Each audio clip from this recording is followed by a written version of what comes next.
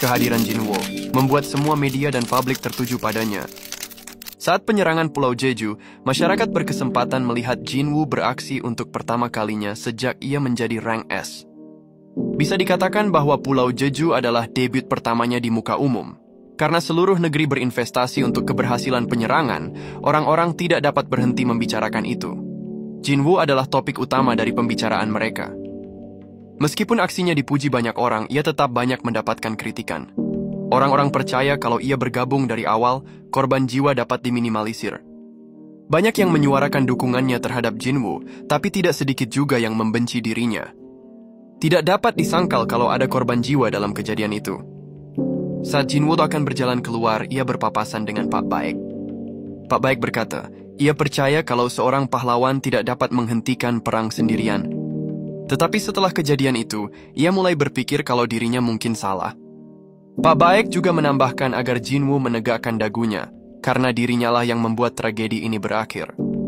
Sambil meneteskan air mata, Pak Baek berterima kasih kepada Jinwoo. Saat Jinwoo menoleh, ia bertatap mata dengan Hunter Cha. Tapi Hunter Cha malah memalingkan wajahnya dan membuat Jinwoo kebingungan.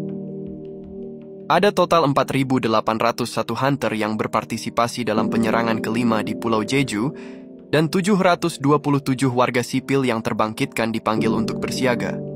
Dengan korban jiwa 64 hunter dan 32 warga sipil, dengan demikian penyerangan Pulau Jeju sudah selesai. Jinwoo mengutarakan niatnya kepada Pak Go untuk membuat guildnya sendiri. Pak Go mengatakan, kalau hunter rank S tidak membutuhkan lisensi untuk menjadi ketua guild. Jinwoo hanya perlu menelpon saja ke asosiasi hunter. Mendengar hal itu, Jinwoo merasa menjadi hunter rank S ada kelebihan tersendiri. Kemudian Pak Go bertanya, apakah dirinya memasang semacam pelindung atau sihir di Pulau Jeju.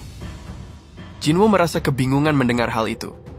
Pak Go menjelaskan bahwa prajurit dan hunter dikirim ke Pulau Jeju untuk membersihkan mayat-mayat semut dan mengumpulkan kristal mana, tapi mereka semua berakhir dengan kehilangan kesadaran. Di antara hunter tersebut adalah hunter tingkat A dan B, dan anggota dari Guild The Knights. Jadi Pak Go bertanya-tanya apakah Jinwoo merapal sihir dan melupakan hal tersebut. Jinwoo mengatakan ia tidak melakukan hal itu. Jinwoo pun menanyakan apa yang dikatakan oleh para hunter dan prajurit. Pak Go menjawab kalau mereka semua tidak dapat mengingat apa yang terjadi setelah kehilangan kesadaran. Pak Go mengatakan, sejujurnya ia tidak punya cara untuk mengetahui mereka terkena sihir atau tidak.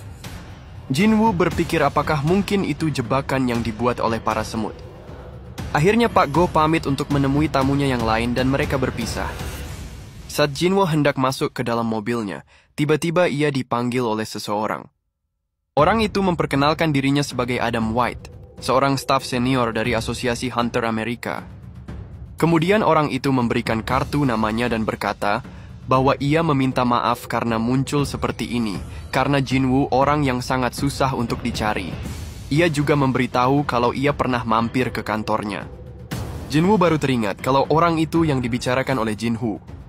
Adam mengatakan kalau ia ingin membagi beberapa informasi kepada Jinwoo.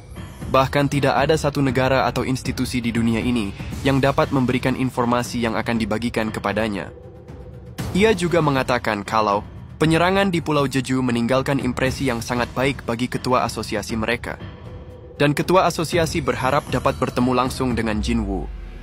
Jinwoo mengatakan, ia tidak tahu kalau informasi yang akan diberikan kepadanya benar atau tidak, dan akan menelpon setelah memikirkannya dahulu.